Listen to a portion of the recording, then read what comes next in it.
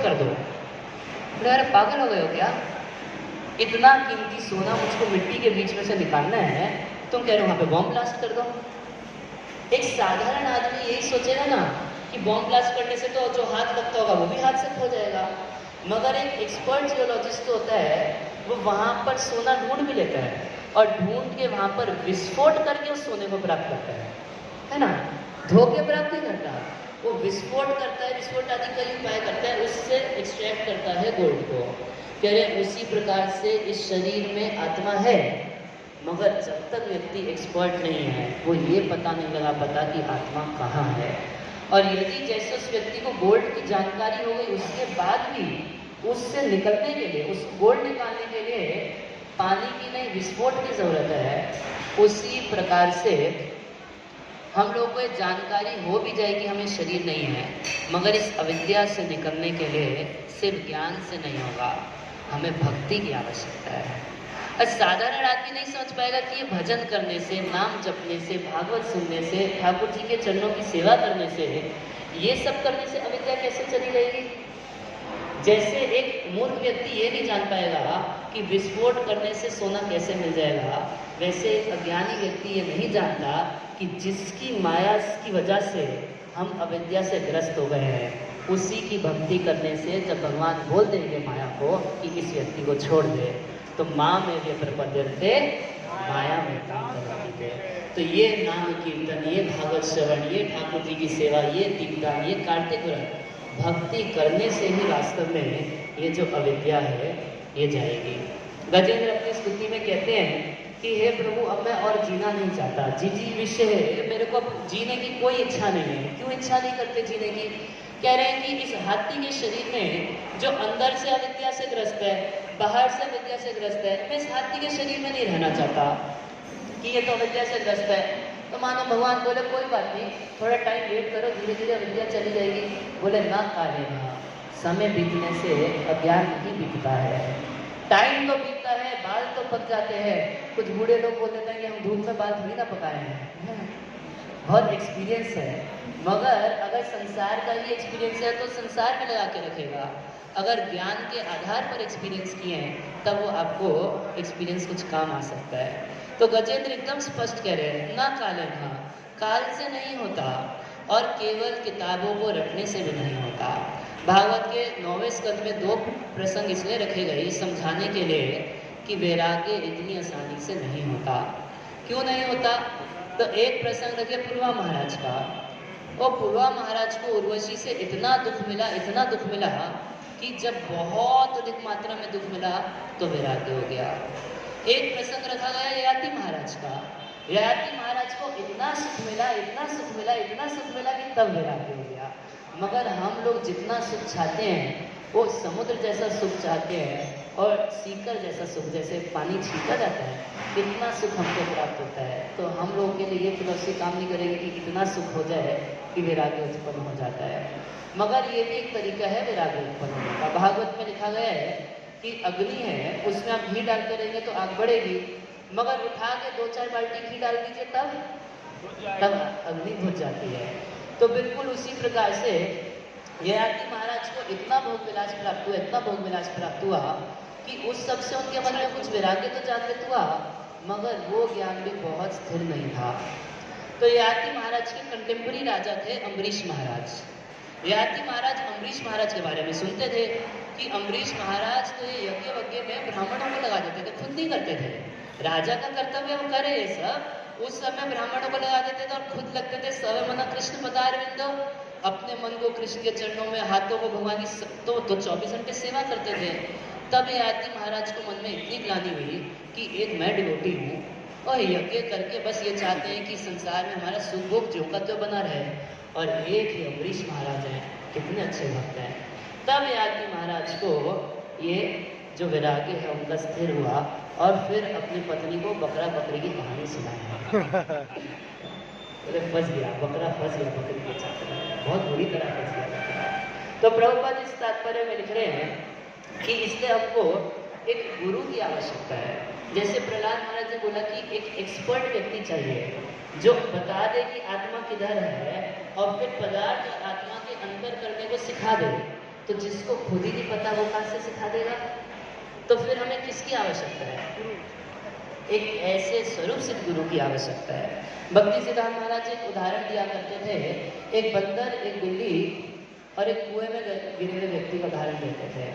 बंदर जो होता है वो अपनी माँ को कस के पकड़ लेता है, और आप लोग तो देखेंगे ब्रज में कितने होते हैं, वो बंदरिया उसको एक जगह से दूसरी जगह लेके चली जाती है। अगर बंदर का बच्चा उसको छोड़ दे वहीं गिर जाएगा।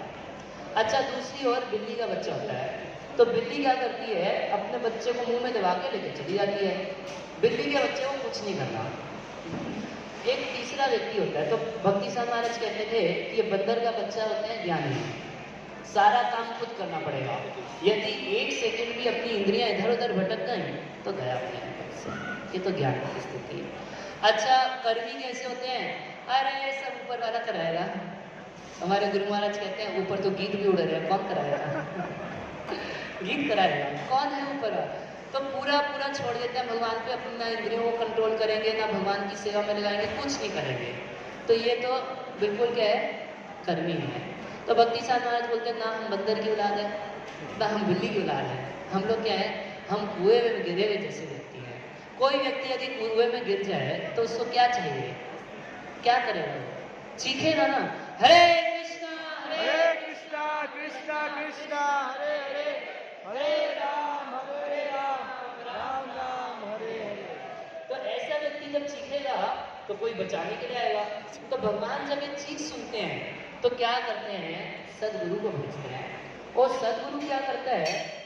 सदगुरु एक रस्सी नीचे फेंकता है, और जो एक कुएं में गिरा हुआ व्यक्ति है कस के उस रस्सी को पकड़ लेता है। और सदगुरु क्या करता है? उस रस्सी को खींच के इस गिरे हुए व्यक्ति को कुएं से बाहर निकाल देता है। तो इस व्यक्ति को क्या चाहिए? पहले तो चीख के बुलाए, जब मिल जाए तो वो रस्सी फेंकेगा।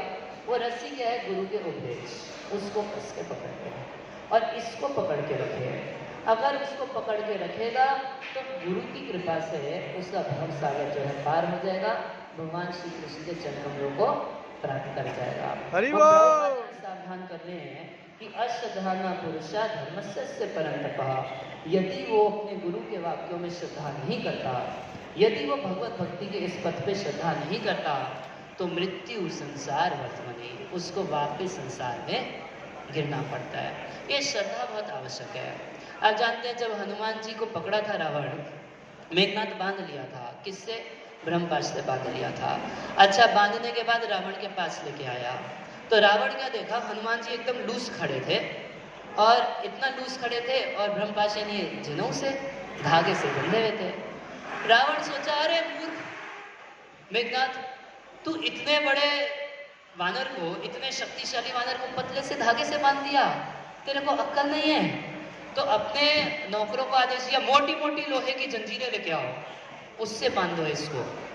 तो हनुमान जी एकदम निश्चेष्ट खड़े थे। हनुमान जी तो चाहते ब्रह्मपाश में नहीं बनते, मगर स्वीकार कर लिया उस बंधन को, उस ब्रह्मपाश की मर्यादा को बनाए रखने के लिए। तो खड़े थे एकदम निश्चेष्ट। अब लोहे की मोटी मोटी जंजीरों से बांधा, बोला कस के बांधना इसको। तो कस के जब बांधा तो हनुमान जी ऐसे हो गए, तो जो ब्रह्मपाश था वो धागा वो नीचे गिर गया। अब हनुमान जी ब्रह्मपाश से मगर बंधे हैं किस चीज से? मोटे मोटे लोहे की जंजीरों से। तब हनुमान जी बोले, जय श्री राम। बस ऐसे हाथ किए, सारी जंजीरें टूट गई। तो रावण जो था, रावण को लोग बोलते हैं रावण ब्राह्मण था, ये था वो था, मगर उसको जिनों की शक्ति में श्रद्धा नहीं थी।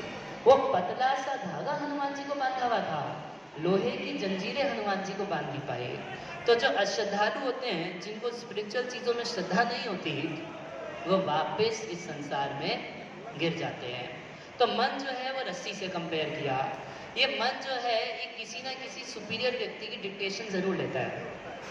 तो अगर वो ऐसे सदगुरु के उपदेशों को नहीं पकड़ के चलता तो उससे 10-20 लोग जो बोलते हैं वो सबकी सुनने लगता है। तो ऐसा मन क्या होता है? वो फिर इंद्रियों के घोड़ों को इधर उधर भगाता है। तो अब ऐसी स्थिति में साधकों के लिए क्या होप है, क्या आशा है? तो देखिए, भागवत के दशम स्कंद की टीका में चक्रवर्ती पाद लिखते हैं कि ये जो काम क्रोध लोभ, ये जो इंद्रियां हैं पांचों, पांच इंद्रियां और मन, ये ही है देवकी के 6 पुत्र। कह रहे हैं कि देवकी से कृष्ण का जन्म होगा, चक्रयुग पाद लिख रहे हैं। जो भक्ति से कृष्ण की प्राप्ति होती है, तो देव की भक्ति स्वरूप है। जो 6 पुत्र मरे, तो वो 6 पुत्र हमारी ये इंद्रियां जो भाग रही है, इंद्रियों के विषय हैं। तो इनको मारा कौन? कंस मारा। और कंसाद भया, ये कंस जो है भय का प्रतीक है। तो साधक के चित्त में यदि थोड़ा सा ये भय हो, हम लोग सब लोग जो हम जिस परिस्थिति में हम लोग हैं, हम सब बहुत सारे विषयों के साथ भगवान की भक्ति कर रहे हैं। तो चक्रवर्ती बात कह रहे हैं कि साधक के मन में थोड़ा सा भय होना चाहिए कि कहीं इन विषयों के चलते मैं वापस संसार में ना गिर जाऊं।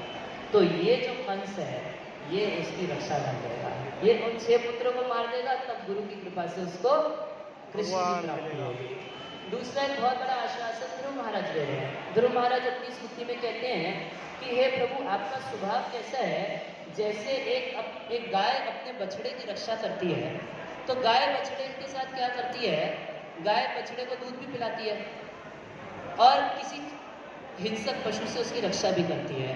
तो ध्रुव महाराज कह रहे हैं, मैं तो भौतिक अभिलाषाओं के साथ आपका भजन किया, अब हमारी क्या दुर्गति होगी हमको समझ में नहीं आ रहा, मगर हमें आपकी रक्षा का बहुत बड़ा आश्वासन है कि जैसे गाय अपने बछड़े को दूध भी पिलाती है और उसकी हिंसक पशुओं से रक्षा भी करती है, बिल्कुल उसी प्रकार से आप अपने भक्तों को अपना नाम गुण रूप आदि अमृत भी पिलाते हैं, अपनी भक्ति का अमृत भी पिलाते हैं और साथ में आप ही हृदय में रह के उनकी अनर्थों से रक्षा भी करते हैं।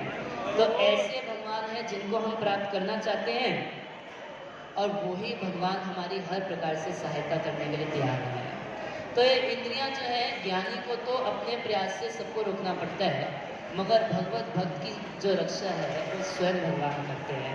आप लोग कथा सुने होंगे, 2-3 घंटे बचा है। नारद जी एक बार विवाह करना चाहते थे, तो भगवान उनका विवाह नहीं होने दिए। अच्छा, भगवान क्या किए थे? एक राजकुमारी के स्वयंवर की रचना किए थे और नारद जी उसमें अपने विवाह चाहते थे, तो भगवान से उनके जैसा सुंदर रूप मांगे। तो भगवान क्या किए? उनको बंदर का रूप दे दिए थे। तो जब बंदर का रूप दे दिए और नारद जी को विवाह नहीं हुआ, तो बाद में नारद जी जो है, एक दिन की बात है जब भगवान रामचंद्र अकेले थे, भगवान से मिले, तो भगवान से पूछे कि उस दिन जब मैं विवाह करना चाहता था तो आप मेरे को विवाह क्यों नहीं करने दिए? मेरे को आज तक ये समझ में नहीं आया।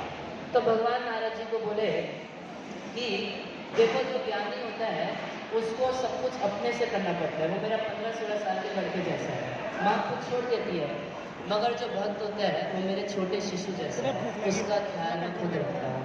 तो ज्ञानी को अपनी इंद्रियों का खुद रक्षा करना पड़ता है, मगर जो भगवान का भक्त होता है, भगवान उसकी इंद्रियों की खुद रक्षा करते हैं। हरे कृष्ण। जय।